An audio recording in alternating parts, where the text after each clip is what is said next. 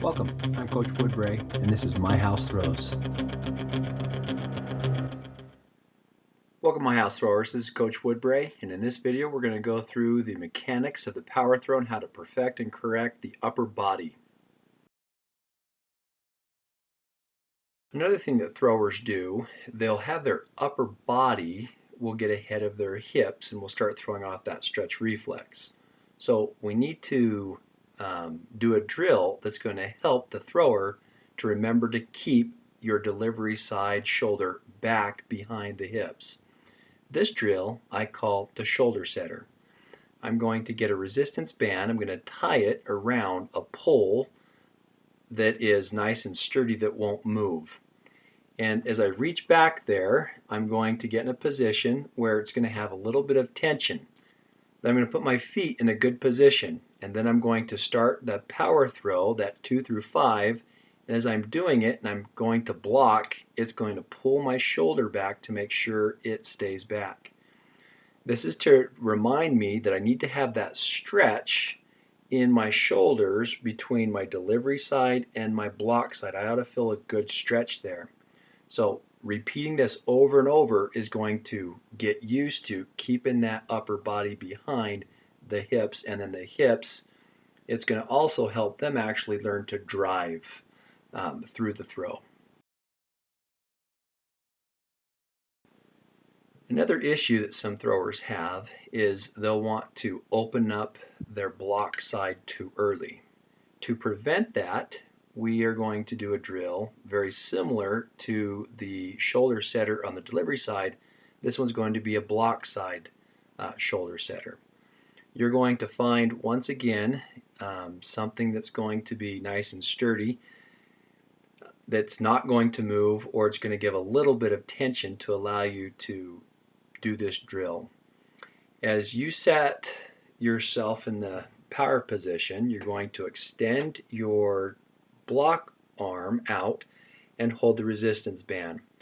As you do this drill and you go through 1 through 3, that band ought to keep your shoulders closed so that you're not tempted to throw your block arm too early.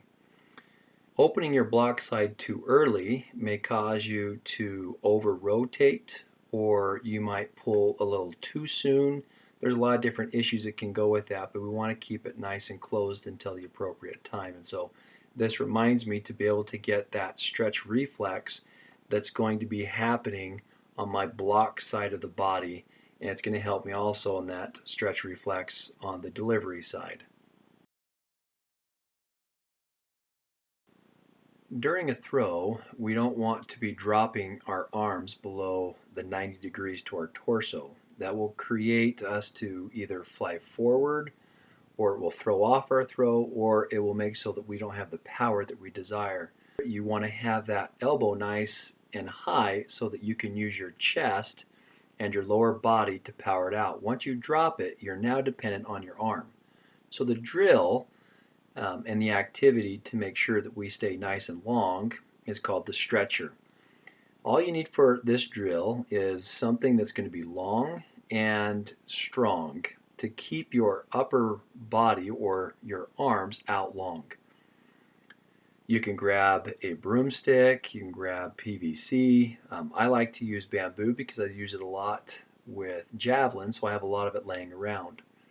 You're going to go through your power position with it up there. You can do it either with discus, meaning your arms are going to be completely straight out.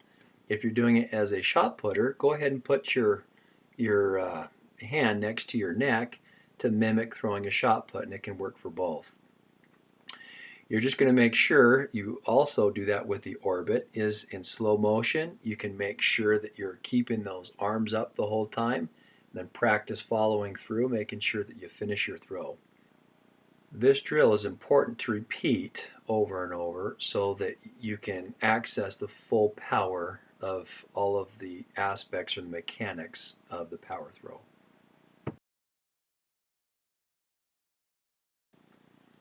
Throwers are going to want to make sure that they have the correct orbit to make sure that they are throwing in the direction that is going to be most efficient and effective in getting a far throw.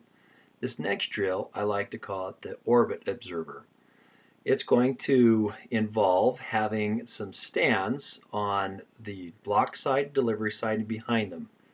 Now, I've put these together through a bunch of PVC, and I've gotten some pool noodles to help me see if my orbit is correct. The stand that's on my delivery side, I'm going to put just in front of my body. The one on my block side will be in about the same position.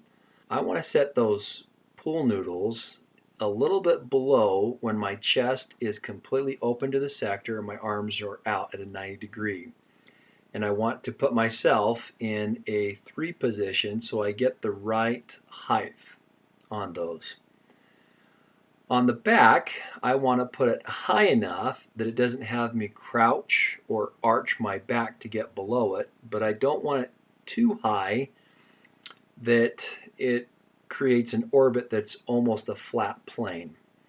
I'm going to set these, and as I'm going about doing the orbit, I want to make sure that when I set my shoulder, I am above the pool noodle behind me on my block side. As I come down, I want to make sure that my arm comes down at the opposite angle that I'm going to be throwing. If my set arm's at 38 behind me, then I want to go reverse angle 38 down below. That drive from the lower body and turning and getting my hip into it, it ought to pop my chest up at the right angle, and I ought to miss the pool noodle on my delivery side. Going through this is going to help me realize that orbit motion where I want it to be. And so kind of play with each of these noodles in where you want the orbit. We want it to be smooth. We don't want what I like to call the Nike sign, where right there at the end you try to fix your orbit, and so you'll throw the chest up and then it looks like a Nike sign. And so we want to keep a really good orbit, and this orbit observer helps. As I practice it over and over, then I'm going to move one of the different stands, and then maybe another stand, and then another stand. Each aspect of these 3 points is going to be important. A high set shoulder, get down nice and low to create that finish, and then get your arm up and your torso up so we can have a big, strong finish. While throwing, it is critical that we don't over-rotate our upper body, or else we're not going to have that block to create the torque that's needed to propel that throw out into the sector correctly. To fix this, to make sure that the block arm does not go too far back, because it should stop in front of the rib cage, I'm going to do a drill that's going to help remind the body to stop. This one is it's called the dummy block. The dummy block is where I have either a football dummy or have someone who's brave enough to stand right next to you, and their job is to make sure that your block side does not rotate beyond where your upper body is. And so this drill, you're going to do just a 1 through 5. As that arm comes around, as it gets to the front of the sector, it's going to pull back. But the objective is not to hit that football dummy or the individual there. You may touch them, but we want it to come to a very abrupt stop so that we can get that delivery side to throw that implement with a huge amount of force. And so find something that you can put right there that's not going to hurt you as an athlete, and it's not going to hurt someone else. Do this activity over and over until you get comfortable with not over rotating or over blocking or blocking too late, is what the result is. You may have noticed that often I keep saying to do these drills over and over and over. Repetition is one of the greatest ways that you can learn muscle memory. So continue to do these upper body corrections and perfections until you feel very comfortable with the power that you are throwing with. And remember, it's my house.